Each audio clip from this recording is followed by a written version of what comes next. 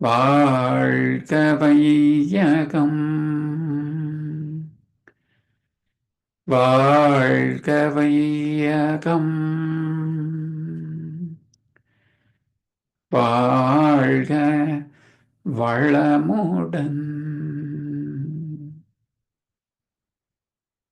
சிந்தனையை, உடல் நலத்தை சீரமைத்து உய்வித்த குருவே வாழ்க, குருவே துணை. வேதாத்திரியம் வாழ்க வளமுடன்.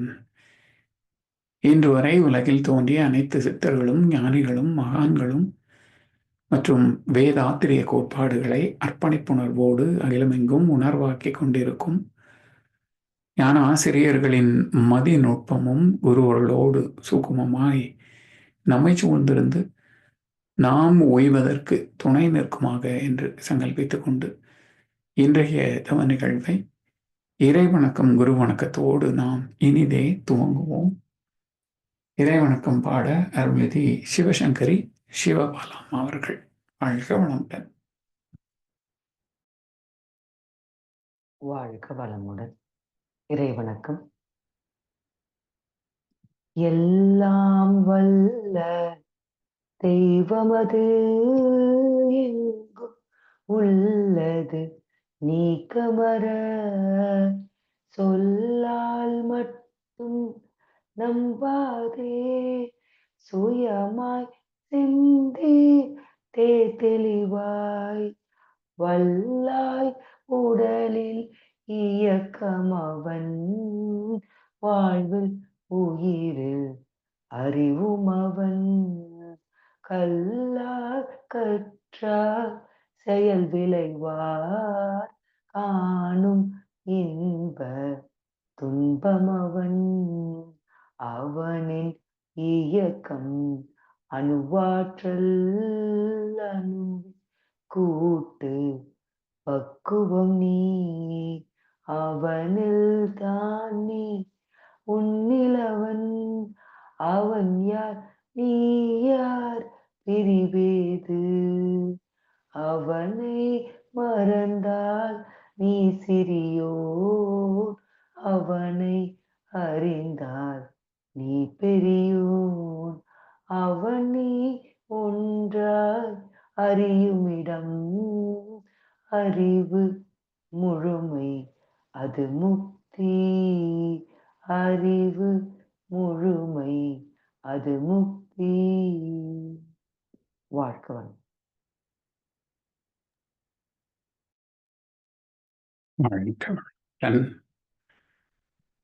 குரு வணக்கம்.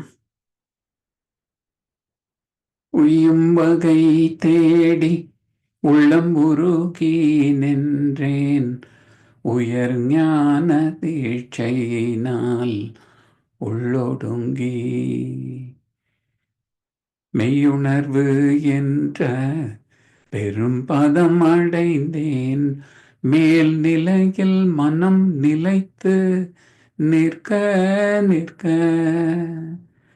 ஐயுணர்வும் ஒன்றாகி அறிவறிந்தேன் ஆசை என்ற வேதம் வேகம் ஆராய்ச்சியாச்சு செய்தொழில்களில் கடமை உணர்வு பெற்றேன் சிந்தனையில் ஆழ்ந்து பல விளக்கம் கண்டேன் குரு சிந்தனையில் ஆழ்ந்து பல விளக்கம் கண்டேன் குருவே துணை குருவே துணை குருவே துணை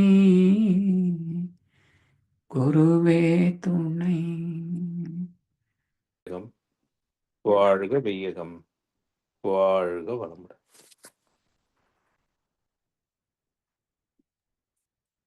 வாழ்க வையகம், வாழ்க வையகம், வாழ்க வளமுடன். குரு வாழ்க, குருவே துணை. இன்றைய மூலாதார தவத்தினை மிகச்சிறந்த முறையில் வழி நடத்திய மூத்த பேராசிரியர் அருள்நிதி ஸ்ரீராம் ஜேபி ஐயா அவர்களும் அவரது அன்பு குடும்பத்தினரும் அருட்பீர் ஆற்றல் கருணையினால் உடல் நலம் நீளாயுள் நிறை செல்வம் உயர் புகழ் மெய்ஞானம் ஓங்கி வாழ்க வளமுடன் வாழ்க வளமுடன் வாழ்க வளமுடன். அதுக்குள்ள ஸ்ரீராமையா மூத்தவர் பட்டியலுக்கு கொண்டு வந்துடக்கூடாது. காலம் இருக்கு அதற்கு. வாழ்க வளமுடன். இன்றைய ஞானக்களஞ்சிய கவி விளக்கம் ஞானமும் வாழ்வும் தலைப்பில் இன்று மனிதருள் வேறுபாடுக்கு முயற்சி என்ற தலைப்பில் என்ற காரணத்திற்கு விளக்கம் வழங்கிட மூத்த பேராசிரியர் ஞானாசிரியர் அருள்ந்தி பழனிசாமி வேலுசாமி ஐயா அவர்களை அன்போடு அழைத்தமைவோம். வாழ்க வளமுடன் ஐயா. வாழ்க வளமுடன் ஐயா.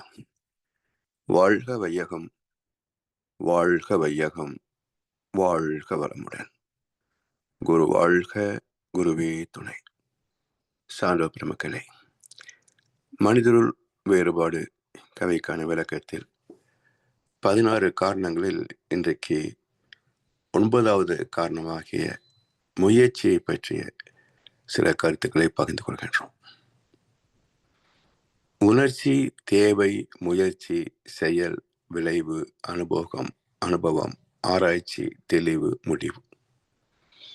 இதுதான் மனித வாழ்க்கையின் படித்தளங்கள். இதுல பசி, தாகம், உடல் கழிவுகள் இது போன்ற உணர்ச்சிகள் தோன்றுகின்ற போது தேவைகள் பிறக்கின்றன. இந்த தேவைகளை நிறைவு செய்வது எப்படி? விலங்குகள் போல கிடைத்ததை அப்படியே உண்டு,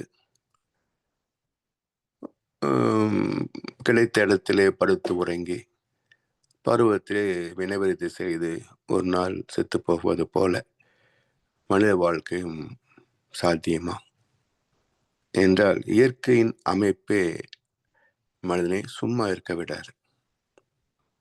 நம்முடைய இயல்பே போர்க்களம்தான்.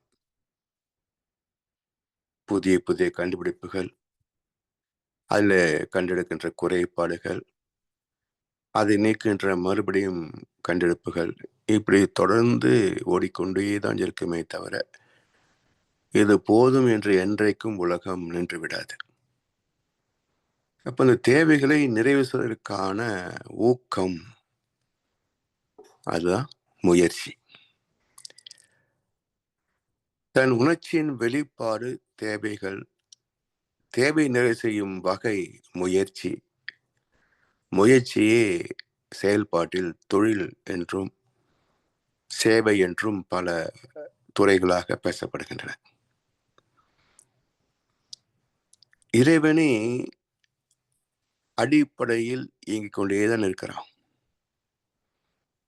பகவத்கீதையில ஒரு அற்புதமான ஸ்லோகம் உண்டு. 3 லோகங்களிலும் எனக்கென்று எந்த கடமைகளோ அடைய வேண்டிய பேறுகளோ கிடையாது, ஆனாலும் நான் இயங்கிக் கொண்டே இருக்கிறேன் என்று ஒரு அற்புதமான ஸ்லோகம் உண்டு. இது இறைவன் எல்லாவற்றையும் நிர்வகிக்கிறான், பாதுகாக்கிறான் என்று பக்தி மார்க்கமாக புரிந்து கொண்டாலும் சரி, அல்லது இறை துகள் முதல் அனைத்துமே இயங்கிக் கொண்டுதான் இருக்கிறது, இயக்கம் நின்றுவிட்டால் பிரபஞ்சத்தில் இடமில்லை என்று அறிவியல் பூர்வமாக ஏற்றுக்கொண்டாலும் சரி, எப்படி இருந்தாலும் இயக்கமே உலகம், டைனமிக் ஸ்டேட். இதை மனிதன் எப்படி சோம்பி இருக்க முடியும்?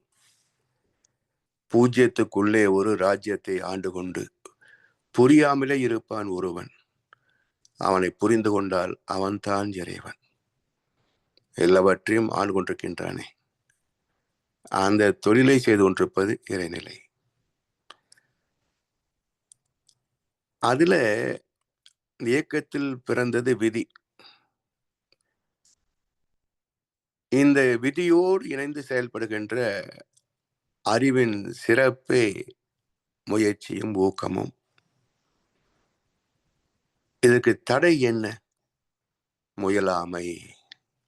முயற்சி அல்லது முயற்சி செய்தால் அயற்சி, களைப்பு.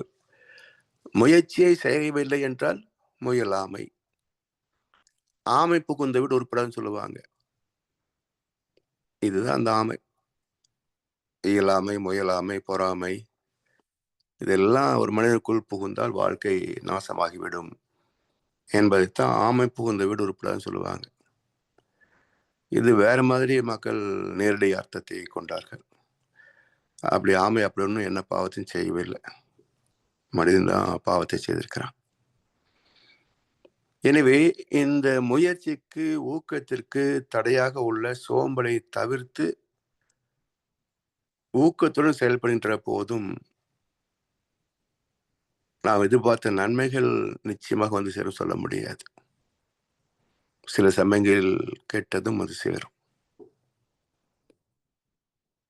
ராமனுக்கு நல்லது செய்யணும்னு நினைச்சதுதான் தசரதன் முடிசூட்டு விழாவுக்கு ஏற்பாடு செய்தான். நல்லதான் எதிர்பார்த்தான். நடந்தது என்ன? ராமன் காட்டுக்கு போனான், தசரதன் செத்து போனான். அப்போ எதிர்பார்க்கின்ற ஒன்று எதிர்பாராமல் மிக பெரும் துன்பமாக கூட முடியலாம். அது மாதிரி சமயங்கள்ல ஒரு விரக்தி, வெறுப்பு வந்துடும். ஸோ இதெல்லாம் கடந்து பயணிப்பதுதான் முயற்சி. அருமை உடைத்து என்று அசவாமை வேண்டும், பெருமை முயற்சி தரும் என்கிறார் வள்ளுவர். அதாவது வினைகளை ஆளும் திறம் அனைத்து சிறப்புகளையும் தர வல்லது என்றாலும் விளக்கத்திற்கும் பழக்கத்திற்கும் இடையில் நடக்கின்ற யுத்தத்தில் மனம் சோர்ந்து போகலாம். அதை தவிர்க்க வேண்டும், அசவாமை வேண்டும். ஊக்கத்தோடு செய்த முயற்சிக்கு கிடைக்கின்ற வெற்றி தான் உயர்வு, பொருள். இதெல்லாமே வினைக்கண் வினை கெடல் ஓம்பல், வினை குறை தீர்த்தாரின் தீர்ந்தன்று உலகு. வினைக்கண் வினை கெடல் ஓம்பல். தினசரி காலை 5 மணிக்கு எழுந்திருக்கணும்னு நினைக்கிறோம். அது அனைத்து மேன்மைகளுக்கும் அடிப்படையானது. குறிப்பாக ஆன்மீக பயிற்சிகள் உள்ளவர்களுக்கு மிக மிக அவசியமான ஒரு பழக்கம்.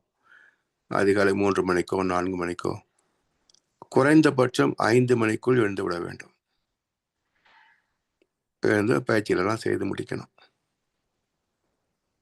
இது ஒரு பழக்கமாக இருந்தாலும் ஒரு நாள் இன்னைக்கு கொஞ்சம் டயர்டா இருக்கு, நாளைக்கு பார்த்துக்கலாம், இன்னைக்கு நல்லா தூங்கலாம் என்று நினைத்தோம் என்றால் மணி 8 ஆயிரும்.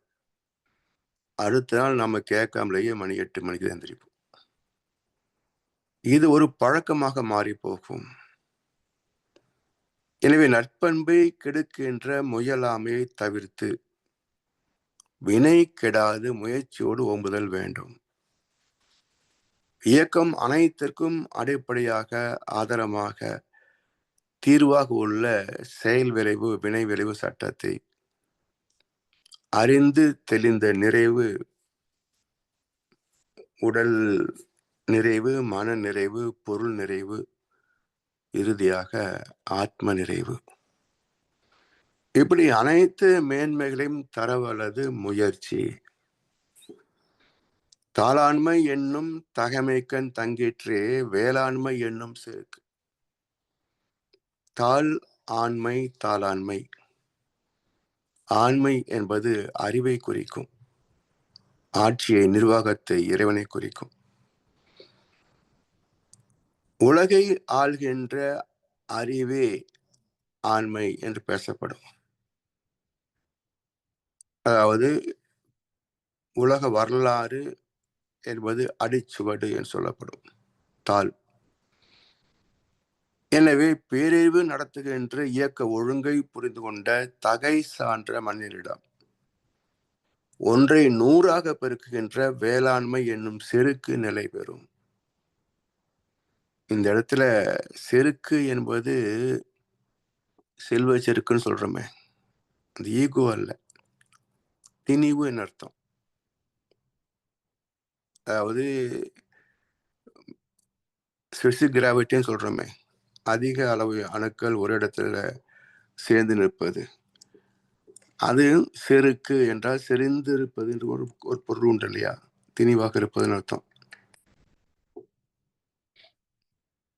அதாவது ஒரு விதை நெல் தன்னை உருமாற்றிக் கொண்டு பயிராகி பிறகு தன்னை போல் 480 நெல்மணிகளை பரிசாக தரும். இப்படி இயற்கை பஞ்சபூதங்களோடு இணைந்து அந்த விதை நெல் மலர்ச்சி அடைவதே, அது போல மனிதனும் மேன்மை பெறுவதே வேளாண்மை என்னும் செருக்கு. சரி, இந்த நெற்பை நமக்கு இன்னொரு பாடத்தை கற்பிக்கிறது. அது என்ன என்றால், நெல்லுக்குத்தானே விதையிட்டோம். புல்லும் களையும் எப்படி வந்தன? நாம் போட்டது விதை நெல் மட்டும்தான். களைக்கு யாரும் விதை போடுறதே கிடையாது. பிறகு எப்படி நெல் பயிரோடு சேர்ந்து களை வளர்கிறது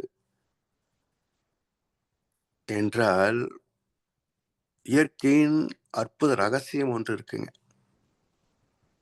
தன்னை காத்து கொள்கின்ற அறிவு நுண் உயிர் முதல் மனிதன் வரைக்கும் எல்லா ஜீவன்களுக்கும் பொதுவானது.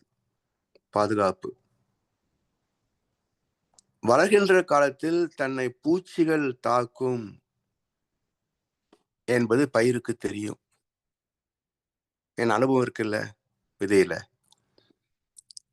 அவற்றிலிருந்து தன்னை காத்துக் கொள்வதற்காக களைகளை உருவாக்கி தன்னை காத்துக்கொள்ளும்.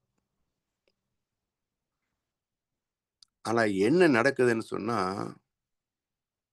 தனக்கு பாதுகாப்பு என்று நினைத்து தோற்றுவித்த களை செடி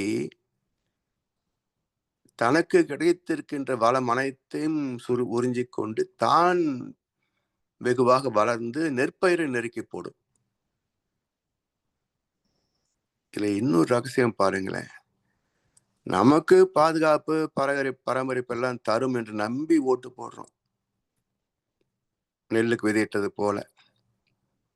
ஆனா அங்கு களை வெகுவாக வளர்ந்து நம்முடைய நலத்தை நசுக்கி போடுகிறது. மக்களையே கொலை செய்கிறது, பொருளை வரி கொள்ளை என்று அடிக்கிறது, ஆட்களை ஏவி மிரட்டுகிறது. அப்போ நல்ல ஒரு ஆட்சி கிடைக்கும் என்று ஊட்டளித்தது நம்மையே கொள்ளுகின்ற தீயவர்களாக முடிந்து போகிறது இல்லையா? அப்போ எல்லா இடத்திலையும் நாம் எதிர்பார்ப்பது ஒன்று என்றாலும் இது நிகழ்வது முற்றிலும் வேறொன்றாக இருப்பதற்கான வாய்ப்புகள் இருக்கின்றன. எனவே களை செடியை அளவோடு நீக்க வேண்டும். முற்று நீக்கிவிட்டால் நெற்பயிர் பாதிக்கப்படும். அப்புறம் பயிருக்கு பூச்சி மருந்து அடிக்கணும். அப்ப களை எடுத்தல் எப்படின்னு சொல்லுவாங்க. சமுதாயத்தையும் களை எடுக்கணும். குற்றவாளிகளை தண்டிக்க வேண்டிய பொறுப்பு அரசாங்கத்திற்கு உண்டு. அப்ப அந்த களை எடுத்தல் என்ற அர்த்தம் மிகுதியாக இருப்பதை நீக்குவது என்ற அர்த்தம். களை நீக்குதுன்னு சொல்லல, களை எடுத்தல்னு சொல்லுவாங்க. இது இன்றைக்கு ஃபாரஸ்ட் ஜெனடிக்ஸ் அதுல கண்டெடுத்திருக்கிறாங்க இந்த உண்மையில எல்லாம். இன்னும் விவசாயிக்கு போய் சேர்ந்ததா என்னன்னு தெரியாது. எனவே தருக்கை நீக்கி திறத்தை வளர்த்து நன்மை பெற வேண்டும். எப்படி களையை நீக்கி பயிர்களை பயன் கொள்கின்றோமோ அது போல அவற்றிலே மற்றவருக்கும் உதவி செய்கின்ற முயற்சி, அது தாளாண்மை என்னும் சிறப்பு. தாளாண்மை இல்லாதான் வேளாண்மை பீடிகை வாளாண்மை போல கெடும் என்ற. அதாவது இறை நீதியை அறிந்து மதித்து இணங்கி வாழ்கின்ற தாளாண்மை என்ற பண்பாடு, அதை ஒட்டிய செயல்பாடுகள், இவற்றை அமைத்து கொள்ளாத வேளாண்மை பேடி கையிலே வலுவாய்ந்த ஒரு வாள் இருப்பதை போன்றது. துப்பாக்கியை போல வச்சுக்கலாமே. இன்பம் விழையான் வினை விழைவான் தன் கேளு துன்பம் துடைத்து ஒன்றும் தூண். 5 வகை கடமைகள் நமக்கு இருக்குங்க. தான், குடும்பம், சுற்றம், ஊர், உலகு எனும் கடமைகளை ஆற்றுபவர் பொருளுக்காக புகழுக்காக என்று உழைக்காமல் உழைப்பதிலே சுகம் கண்டால் ஒரு ஆத்ம திருப்தி கிடைக்கும். ஒரு பழைய திரைப்பாடல் உண்டு, உழைப்பதிலா உழைப்பை பெறுவதிலா இன்பம் உண்டாகும் என்றே சொல் என் தோழா என்று பாரதிதாசனுடைய பாடல். உழைத்தும் பலனை பகிர்ந்தும் கடமையாற்றுபவர் கடவுளை நாடுகின்றார். கடவுளை உணர்ந்தவர் இந்த கடமையைத்தான் மேற்கொள்வார். முயற்சி திருவினையாக்கும், முயற்றின்மை இன்மை புகுத்திவிடும் என்கிறார் வள்ளுவர். முயற்சியால் வாழ்க்கை மேன்மை அடைகிறது, வசதிகள் வருகிறது. அந்த முயற்சிக்கான ஊக்கத்துக்கு தேவையான, உழைப்புக்கு தேவையான உயிர் சக்தி எல்லாம் தெய்வம் தந்த கொடை, இயற்கை தந்த கொடை. அந்த ஆற்றல் இல்லை என்றால் முயற்சியும் செய்ய முடியாது, செயலும் செய்ய முடியாது, வாழ்க்கையும் கிடையாது. இந்த இறைவனின் கொடை தன்மையை உணர்ந்து செய்கின்ற செயல்கள் எல்லாம் திருவினையாக மாறுகின்றன. இதற்கு மாறாக செயல்பட்டால் உடல் நலம், மனநலம், நட்பு நலம், வளங்கள் எல்லாம்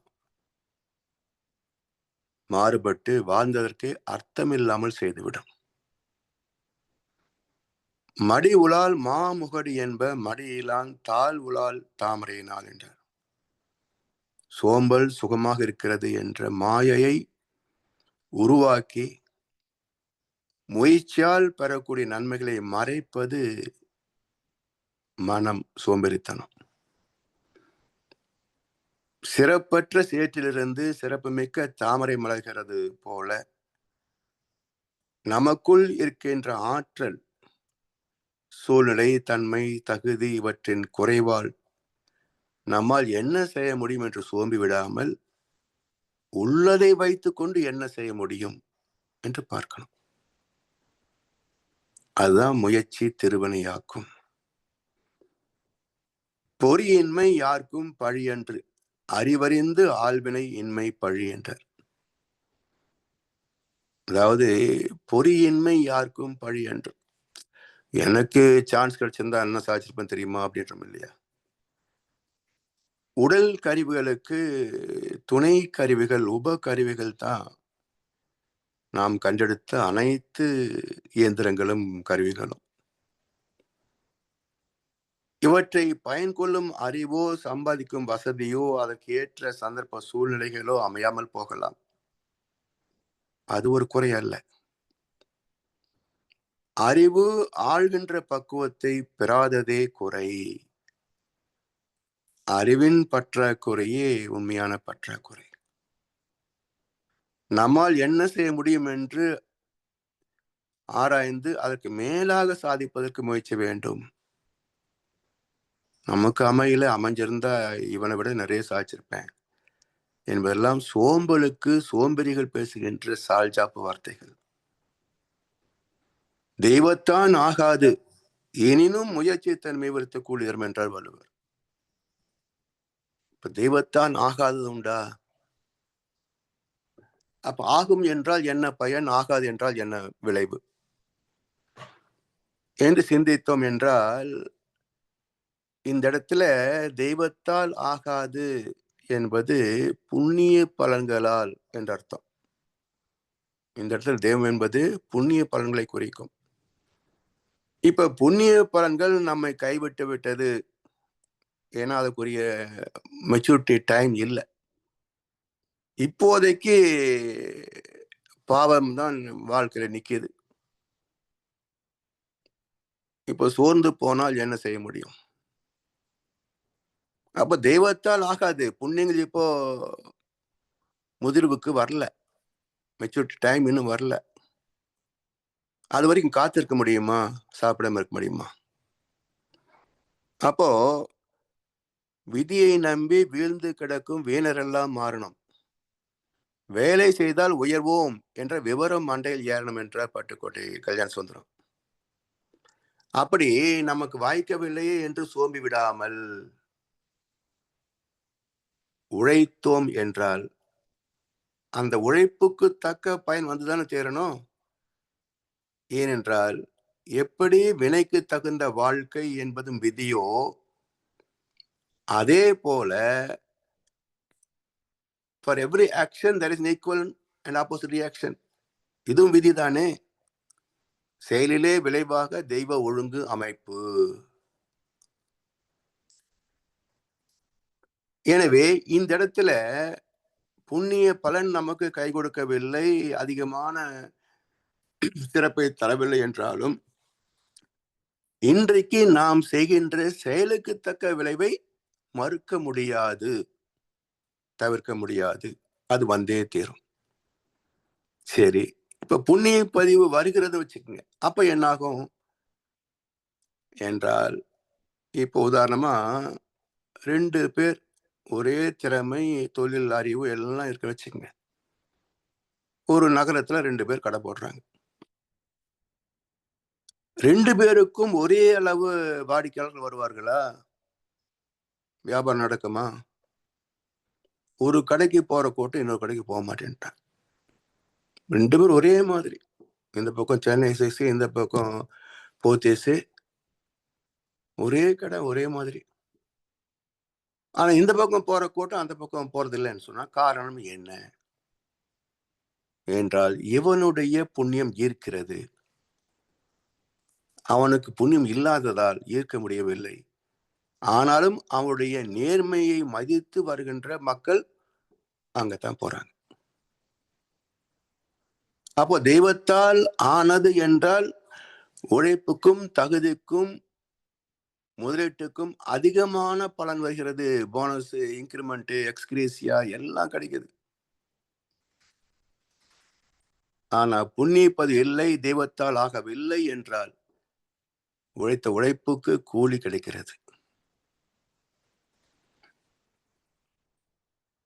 எனவே கர்மங்களில், கர்ம வினைகளில் புண்ணியம் இருந்தால் அதற்கு தகுந்த பலனை கொடுப்பதற்கான காலம் வருகின்ற போது அவன் எடுக்கின்ற முயற்சிக்கு கர்ம வினை அடிப்படையிலே இறைவன் துணை நிற்பதால் பல மடங்கு மேன்மை பெறுகிறான். எனவே பொறுப்போடு முயற்சித்தால் கர்ம வினை திருவினையாக மாற்றம் பெறும். ஊழையும் உட்பக்கம் காண்பர், உழைவின்றி தாழாது உயற்றுபவர் என்கிறார். ஊழ் என்பது ஒரு அதிகாரமே இருக்கு. ஊழ் என்ற அதிகாரம் 38வது அறத்துப்பாலின் இறுதி அதிகாரம். அது ஊழ் என்பது இயற்கை சட்டம், இயற்கை விதி. செயலுக்கு தக்க விளைவு, உழைத்தால் பலன் கிடைக்கும். இதை புறம் தள்ளி இதற்கு முரணான செயலை செய்கின்ற போது ஊழ் கூட்டல் அல், ஊழல், உழைக்காமல் சம்பாதிக்கின்ற பணம், தகுதி இல்லாமல் பெறுகின்ற பதவி, இதெல்லாம் ஊழல். ஊழ் கூட்டல் அல், ஊழல். இறைநீதிக்கு முரண்பட்ட செயல், சோம்பல் இல்லாது, தயக்கமில்லாது எப்பொழுதும் விழிப்போடு செயல்படுபவர்கள் தன் அறிவைதான் மறுபக்கத்தில் மனமாக செயல்படுகிறது என்பதை அறிந்து மாயையில் சிக்க மாட்டார்கள். அனைத்து சிறப்புகளையும் பெற்று சுகமாக வாழ்வார்கள். அறிவை அறிந்த மக்கள் அறிவுபூர்வமாக செயல்படுவார்கள். அப்போ பயன் நன்மை தரத்தக்கதாகவே அமையும். புண்ணிய கர்ம வினை துணை இருந்தால் பல மடங்கு மேன்மையை தரும். இது இல்லாத போது, மனம் போன போக்கில் செயல்படுகின்ற போது அங்கே முயலாமை இடம்பெற்றுவிடும். என்னத்தை கஷ்டப்பட்டு என்னத்தை பண்ணிப்போ, நீ வேலைக்கு போல ஒன்றும் பண்ணப்போ என்று மது வருந்தி வீழ்ந்துவிடும். அப்புறம் யார் காப்பாத்துறது? இப்படிப்பட்ட பிறப்புகள் பூமிக்கு பாரம்.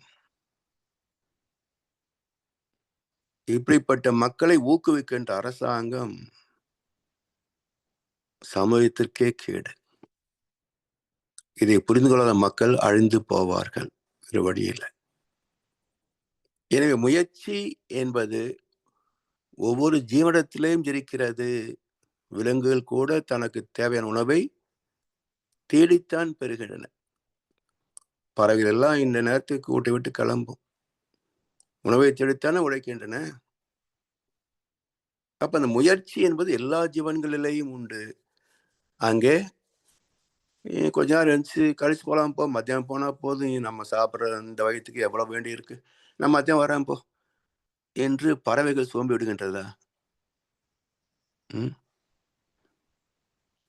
ஒரு வாலியுடைய பாடல் நினைக்கிறேன். கோழியை பாரு காலையில் விழிக்கும், குருவியை பாரு சோம்பலை பழிக்கும், காக்கையை பாரு கூடி பிழைக்கும், நம்மையும் பாரு நாடே சிரிக்கும்.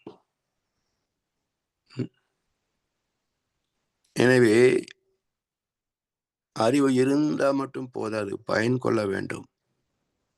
அப்ப அதற்கு இயற்கை வாழ்க்கை எல்லாம் புரிந்திருந்தால்தான் இந்த மனதை ஆள முடியுமே தவிர, இல்லை என்றால் மனம் நம்மை ஆண்டு கொண்டிருக்கும். மனம் ஒரு சைத்தான், வாழ்க்கை ஒரு போர்க்களமாக மாறி போகும். எனவே இதை புரிந்து கொண்டு வாழ்வதற்காகத்தான் பல மகான்கள் பல கோணங்களிலே வாழ்க்கை தத்துவத்தை தான் திரும்ப திரும்ப பேசுறாங்க. புதிய செய்தி ஒண்ணும் இல்லை, அறம் சார்ந்து வாழ்வது, அதுதான் ஒரே செய்தி. எனவே இதை புரிந்து வாழ்க்கையில் பயன்கொள்ளும் என்று சொல்லி வாய்ப்பளித்தனருக்கு நன்றி பாராட்டி இந்த உரை நிறைவு செய்கின்றோம். வாழ்க வையகம், வாழ்க வளமுடன்.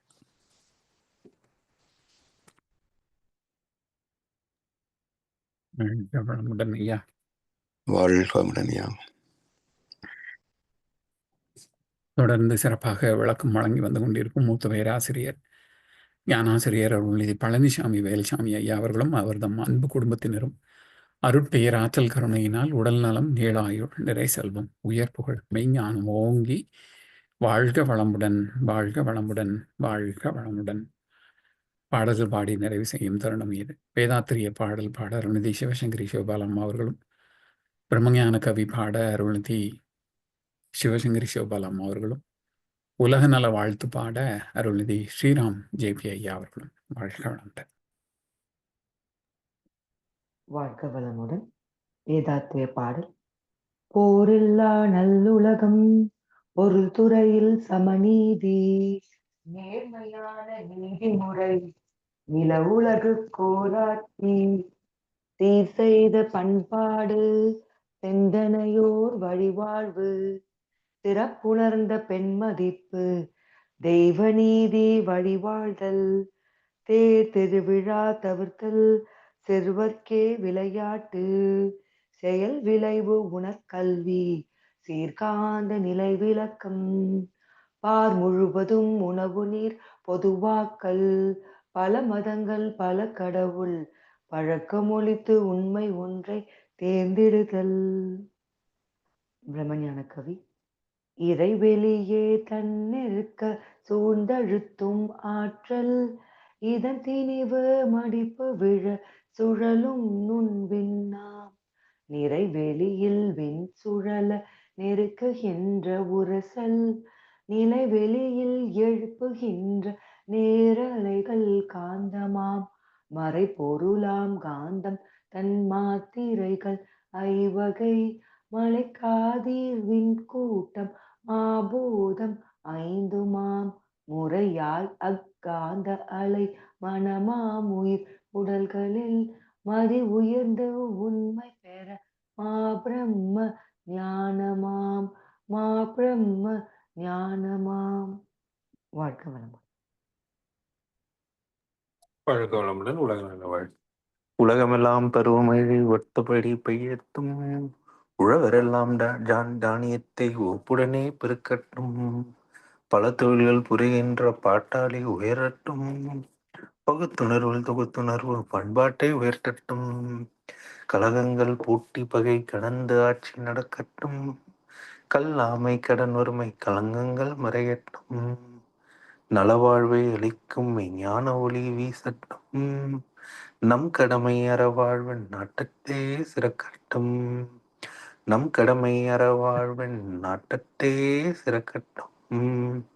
வாழ்க வையகம், வாழ்க வையகம், வாழ்க வளமுடன்.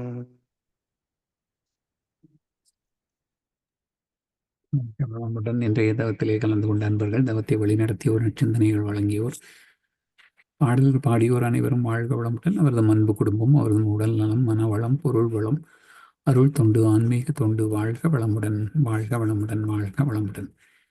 இத்துடன் இன்றைய காலை தவம் மகிழ்வோடும் நிகழ்வோடும் இனிதே நிறைவு பெறுகின்றது. இறையருளும் குருவருளும் நம் அனைவரையும் எப்போதும் சூழ்ந்திருந்து இந்த இறைநிலை உணர்பயணத்திலே நம்மை சிறந்த முறையிலே வழி நடத்தட்டும் என்று அனைவரையும் வாழ்த்தி வணங்கி நன்றி கூறி அமைகிறோம். வாழ்க வையகம், வாழ்க வையகம், வாழ்க வளமுடன்.